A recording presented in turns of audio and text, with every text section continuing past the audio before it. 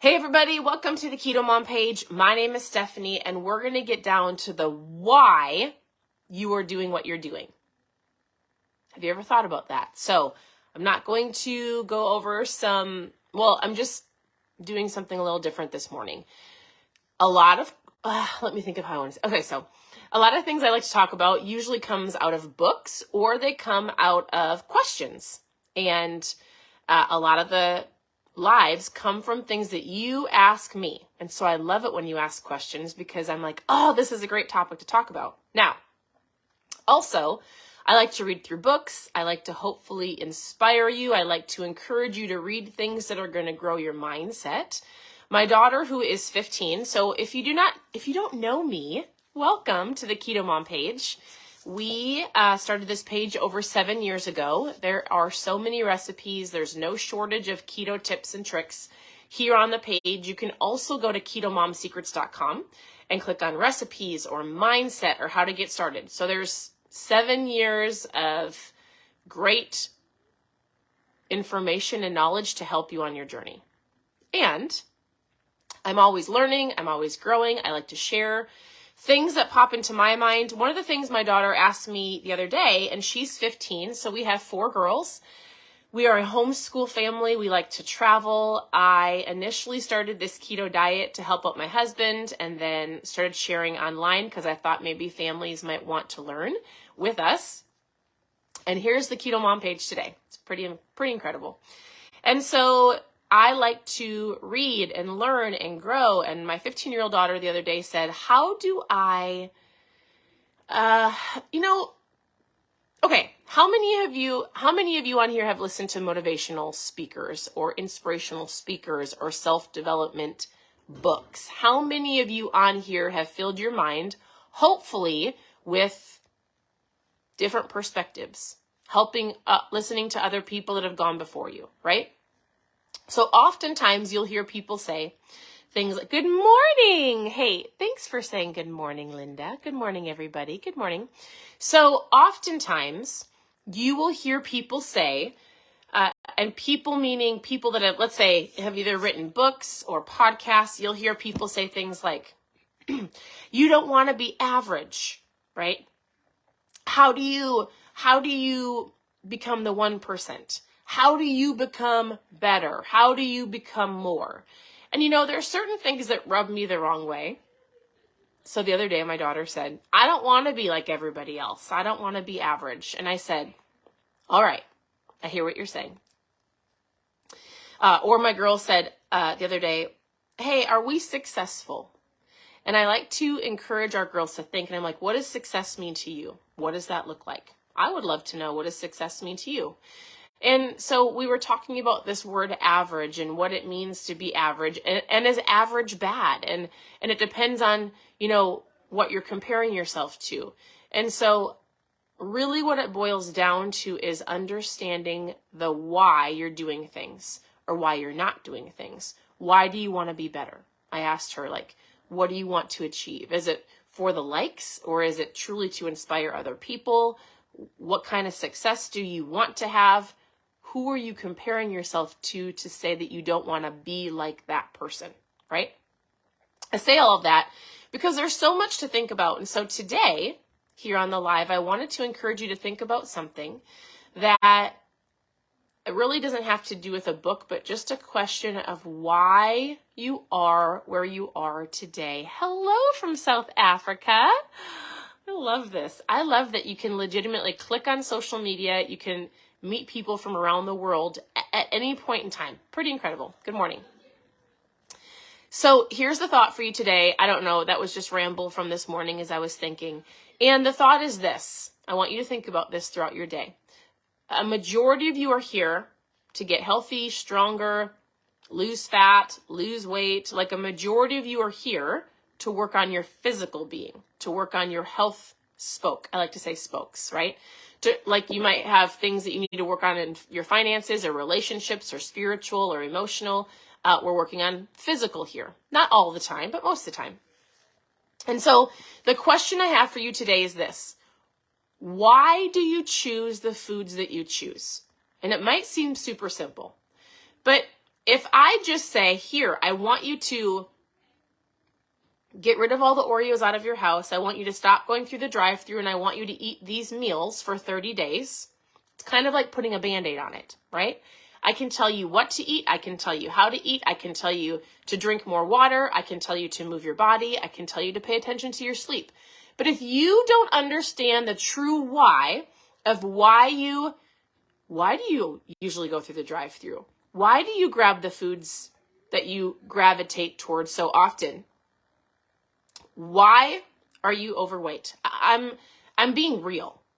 Like, why are you physically the way you are today? Because there's a little root. There's a reason why you do these things. And it could be,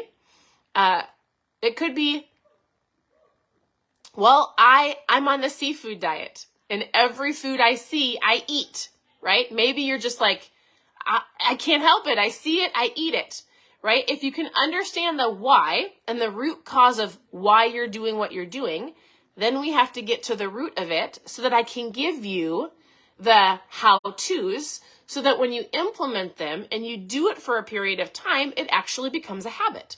But if you don't get to the nitty-gritty of, well, out of sight, out of mind, right? If you don't get to, and it might be convenience. It might be like, well, it's convenient for me. It might be lack of planning meals. Hey, I'm not a planner. Well, and you should tell yourself in the past, I haven't been a planner, but maybe you have said, like, I was never taught how to plan. I was never taught how to meal prep. I don't know. Something you can learn. Maybe it's money. We talked about budgeting yesterday. Maybe it's like, I just need to know how to eat healthy within a budget. Maybe it's deeper than that. Maybe it's emotions. Maybe it's like, I was told this my whole life, and so food is a comfort for me. Maybe it's just the way you grew up. Maybe it's all you've ever known. Maybe it is whatever the case may be, right? It's a crutch. It's a reward. I've used it for a reward. I've used it to fill in the blank, right? Maybe because you're stressed. Whatever the case may be, if you can figure out and you pay attention to the things that you do throughout your day and you ask yourself, why did I just skip the gym today? Oh, because I love the TV show, or when I sit down, I don't get back up. Like I'm scared. I'm comparing myself to other people. If you can get to the nitty-gritty and you pay attention to the choices that you make every single day and ask yourself, why do I do this? Why was I almost going to say no to that? Why did I not pack my lunch and I went through the drive-thru for the 12th day in a row? Why do I have a candy drawer? Why? Just ask yourself those questions. And if you pay attention to your whole day and just simply have that word why, that question why in the back of your head, you can hopefully get down to the nitty-gritty, or at least a little bit of, oh my goodness, when I feel this way, I realize I eat chocolate. We were laughing, my friend Kelly and I, her daughter they were over here playing, and one of the girls got hurt. I think she got hit she hurt her finger. They were playing basketball. So she ran inside the house and she was crying, and my sweet friend Kelly was helping her daughter help her finger not hurt. And then all of a sudden the girl went, I just need some chocolate. And we all laughed. And I was like, is that you? Is that ever you? Do you ever like get emotional? You're having a hard day and you're like, I just need a piece of pie and that would fix my day. And you might think it's funny when we all laughed when Tori was like, I just need some chocolate. And we were like, would chocolate fix your finger? But in all reality, how often do we turn to food because of a way that we feel? Or, oh my goodness, I've done so great, I'm going to go reward myself with. Food is used for lots of different reasons. And so my challenge to you today is this. Just simply pay attention to why you make certain decisions, why you make excuses, what you gravitate towards to, what is that feeling? Has it been something you've been told to your whole life? Have you used it as a crutch? Have you used it as a reward? Have you used it as emotional support bag of chips. That's what I would do. So ask yourself why. Figure that out so we can get down to that. We can pluck out that root. We can replace it with something else so that you can go ahead and take some of the keto, low carb, carb conscious tips and tricks and recipes and different things to turn them into habits so that you can have success and reach those goals. And you don't fall back to the old emotions, rewards, or excuses. That is the goal. I can't do that part for you. I can give you the how-tos, but I need you to go back and figure out the why.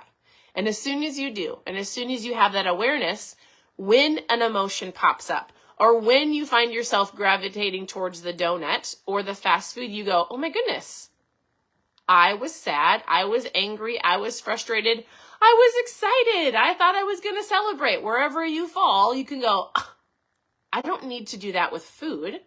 Instead, I can go for a walk. I can phone a friend. Maybe instead of giving myself a reward with food, I save up all of my rewards and get a massage, right? Or I celebrate with a movie night, or whatever the case may be. You've got to replace those with something else. So, all right, that is what I have for you today. I hope that you are having an incredible morning. Thank you for tuning in. If you have any questions, you can either private message me, you can ask them below, and I'll hop on later and answer those for you.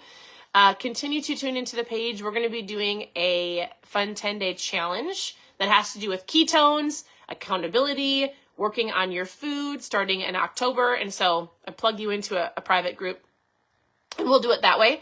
If you want to know more about the challenge, you can post challenge in the comments and we'll chat about that.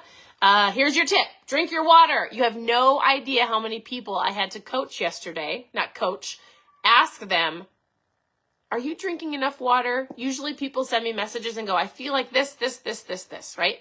I have headaches. I don't feel great. And I'm like, are you truly drinking your water? This is important. Your body is made up of 70% of water. So here's your keto tip of the day. Water. Take your weight. Divide it in half. You need to be drinking half your body weight in ounces of water. I take this with me everywhere I go. I fill it up, I drink it. I fill it up, I drink it. So drink your water. It's going to help you in lots of different areas. I know it sounds silly, but it's the easiest, simplest tip. Drink your water.